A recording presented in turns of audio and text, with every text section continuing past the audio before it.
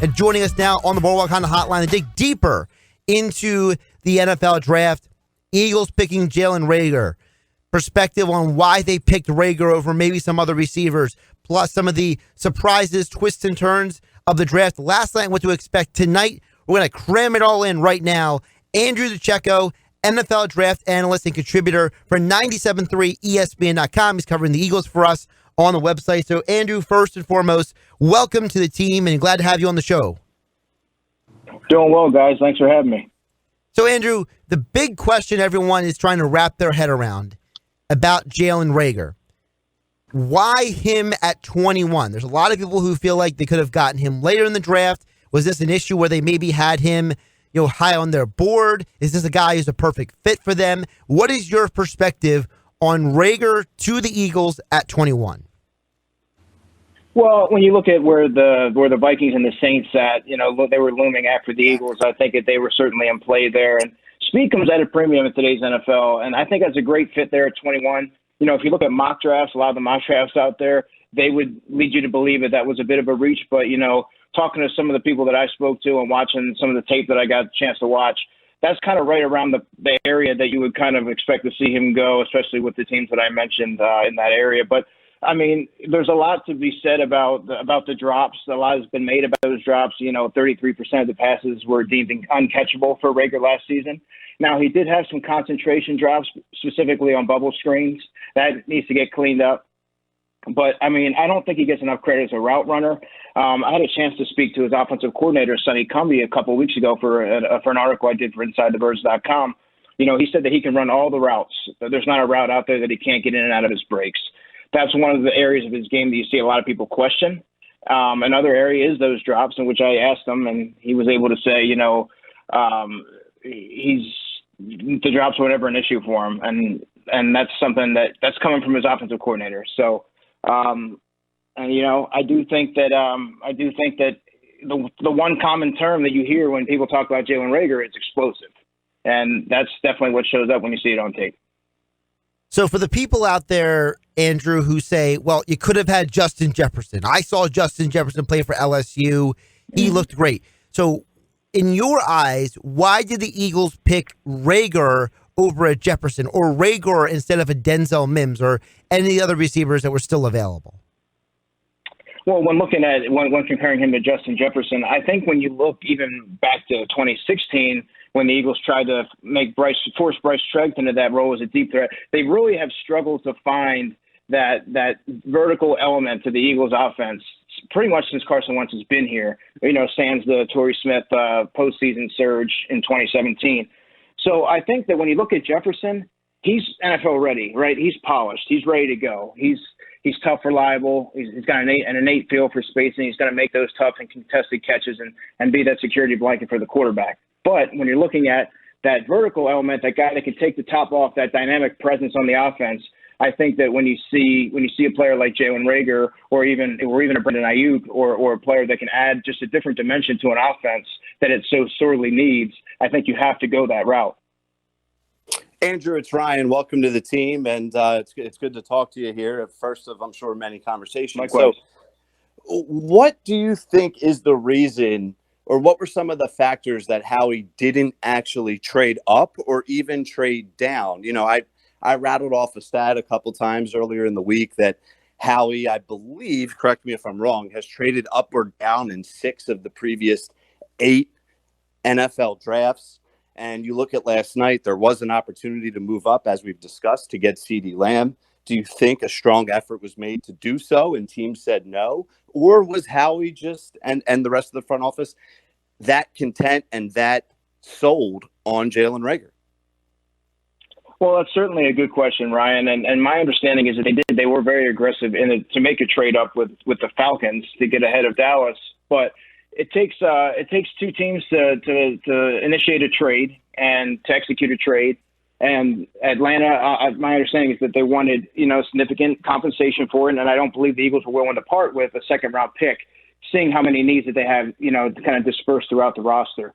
So I think they felt fine and sit and put at 21 and getting their guy.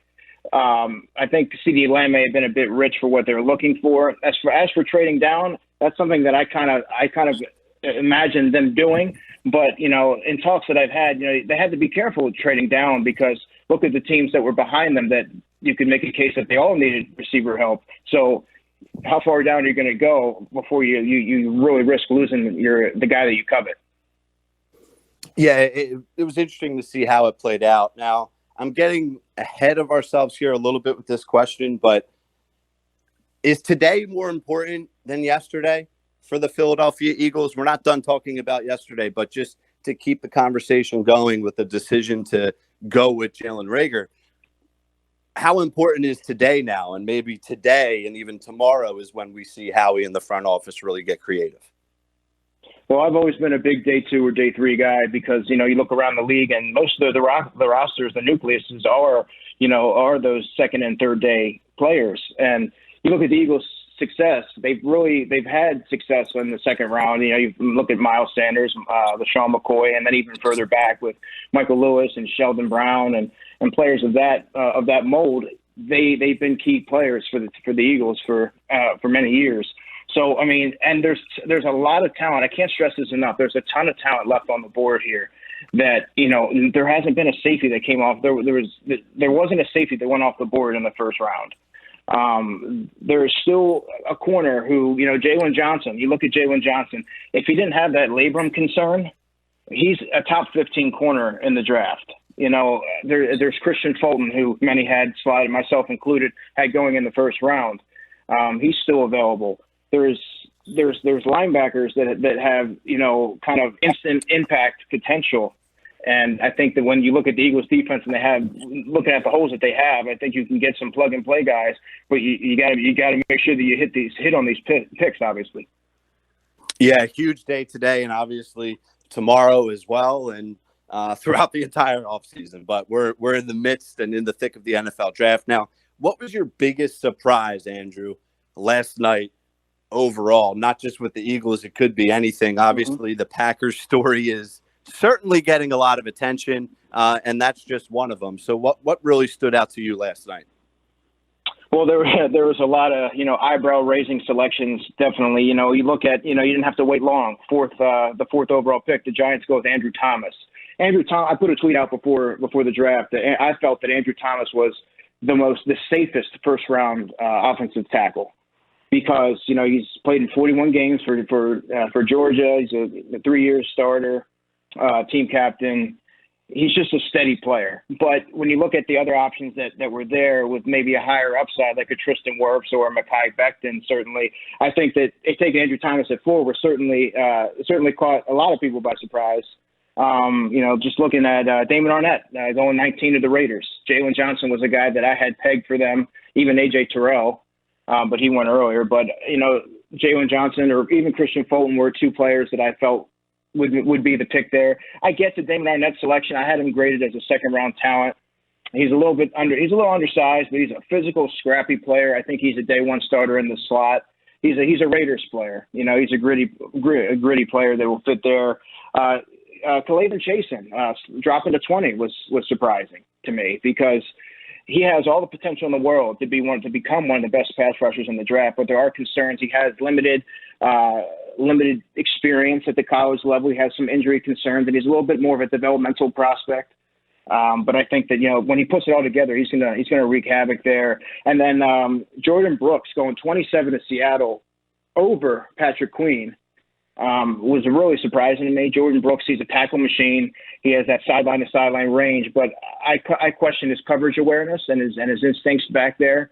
So yeah, those are just some of the things that kind of struck me last night.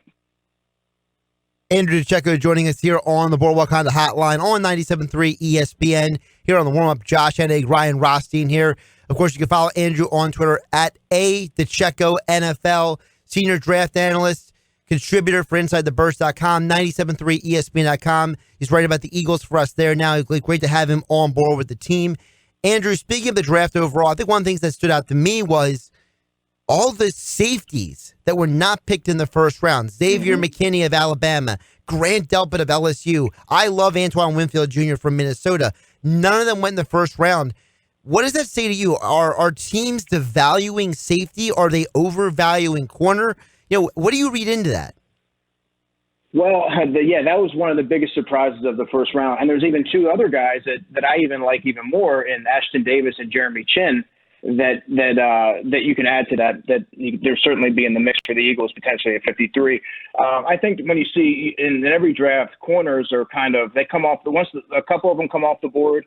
You start to see a trickle down effect, and you start to see them rapidly come off the board. There were some reaches in there as well that I felt, with the Damon Arnett pick, and even Jeff Gladney, who I thought was a second round talent. But I think that when you're right, the safety position, you really need to be able to do a lot more than just be that traditional, single high safety. You're looking at Ashton Davis and Jeremy Chin. They can line up, in the slot. They can come in the box and play. They can do the single high. They can even be that hybrid linebacker if you need them to. So I think that you need to almost be positionless in today's NFL, and the direction that NFL defenses are trending.